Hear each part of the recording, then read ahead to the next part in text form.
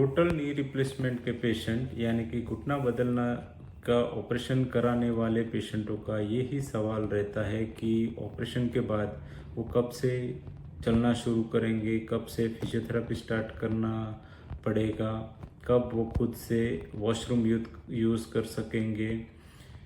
तो जनरली ये जो रिकवरी प्रोटोकॉल है वो कस्टमाइज रहता है, क्योंकि हर एक पेशेंट का ऑपरेशन से पहले की कंडीशन एक जैसी नहीं होती।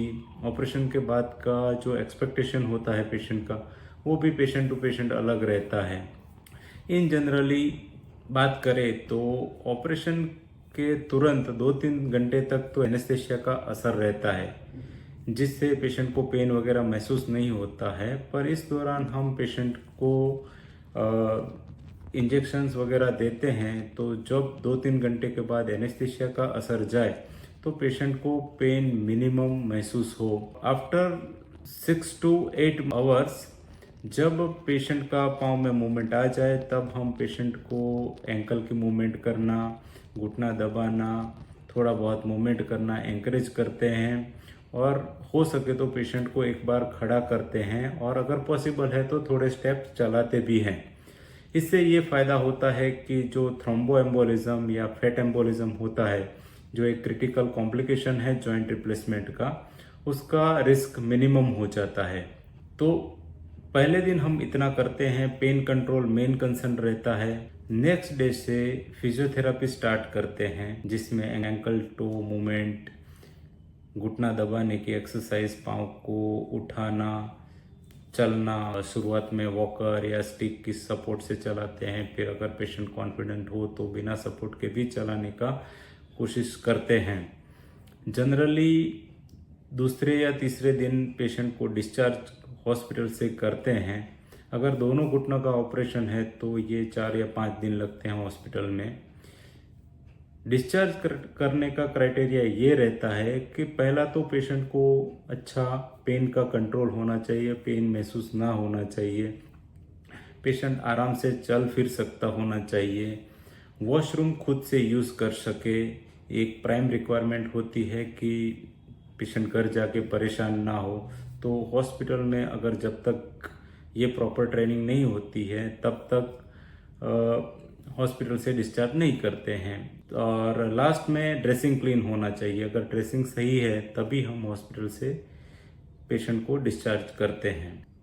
घर पे जाके ड्रेसिंग नहीं करनी होती है। अगर कोई कॉम्प्लिकेशन या कोई डाउट लगे ड्रेसिंग के रिलेटेड तो आप उसका फ़ोटो वगैरह लेके हमको व्हाट्सएप से इमेज भेज सकते हैं, तो अगर उस पर हम ज़रूरी सूचना दे सकते हैं कि ड्रेसिंग करना है कि नहीं करना है। फिजियोथेरेपी घर पे स्टार्ट करनी है, अगर खुद से कर सको तो जो हम एक्सरसाइज सिखाए तो खुद से करनी है, या फिर अगर आपको फिजियोथेरेपिस्ट की हेल्प लेनी है तो वो भी आप ले सकते हो। शुरुआत में चलना एज अ एक्सरसाइज आप मत लीजिए। आप अपना घर का काम, जो भी अपना पर्सनल काम है, बाथरूम जाना, एक रूम से दूसरे रूम जाना, वहाँ तक ही सीमित रखिए, क्योंकि शुरुआत में ऑपरेशन ताज़ा करा हुआ होता है तो थोड़ी दिक्कत ज़्यादा आती है, तो वॉकिंग थोड़ा लिमिटेड रखना होता है। 15 दिन के बाद जो स्टिच लगाए हुए होते हैं उसको हम रिमूव करते हैं। स्टिच निकालने के बाद हम पाँव को, घुटने को साबुन से साफ कर सकते हैं। अगर ड्राइनेस फील होती है आपको तो वहाँ पे आप बॉडी लोशन या नारियल तेल जैसे हम लगाते हैं वैसा कुछ कर सकते हैं। कोई मसाज या मालिश ऐसा कुछ नहीं करना है। गर्म पानी की सिकाई कर सकते हैं। स्टिच रिमूवल के बाद हम आपको ये एडवाइस करते हैं कि आप नी कैप लगा के रखिए, जिससे घुटने की जो सूजन होती है वो कंट्रोल में रहती है, तो उसकी वजह से कोई परेशानी आपको ना हो। धीरे धीरे आपको एक्सरसाइज, फिजियोथेरेपी बढ़ानी है, वॉकिंग, चलने का डिस्टेंस भी बढ़ाना है। अगर आप सपोर्ट का यूज़ करते हैं तो बिना सपोर्ट के चलने को भी अब हम एनकरेज करते हैं। सीढ़ी चढ़ना उतरना आप शुरुआत कर सकते हैं। थोड़े बहुत अगर आप लेडीज़ हैं, घर का काम करते हैं पहले, तो थोड़ा बहुत वो स्टार्ट कर सकते हैं। और आपका अगर ऑफिस का काम है तो आपका अपने कंफर्ट के हिसाब से अगर आप करना चाहें तो कर सकते हो। ऑपरेशन के 2-3 महीने तक आपको घुटने में भारीपन लगना, गरम फील होना, घुटने में से आवाज़ आना, एक लिमिट तक थोड़ा हल्की सूजन रहना, टाँके के आजू बाजू में सूनापन लगना, सुन्न हो गया वैसा फील होना, ये एक आम बात है। वो धीरे धीरे जैसे समय जाता है उसमें वो धीरे धीरे ठीक हो जाता है। घुटना बदलने का ऑपरेशन करने के बाद हमको क्या नहीं करना है उसकी बात करें तो एक तो कॉन्टैक्ट स्पोर्ट्स नहीं खेलने हैं, जॉगिंग, रनिंग, जंपिंग, ये सब चीज़ें अवॉइड करनी है जिससे जो अपना आर्टिफिशियल जॉइंट होता है उस पर कोई इम्पेक्ट आए और उसमें कोई डैमेज हो। पलाठी मार के बैठ सके उस टाइप का हम ऑपरेशन करते हैं।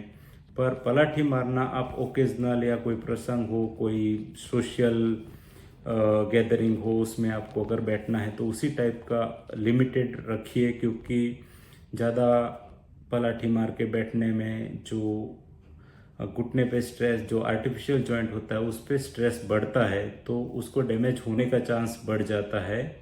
तो जिससे जो अपना आर्टिफिशियल जॉइंट का जो आयुष्य होता है वो कम होने का चांस रहता है। तो वो चीज़ें हो सके उतना अवॉइड करनी है।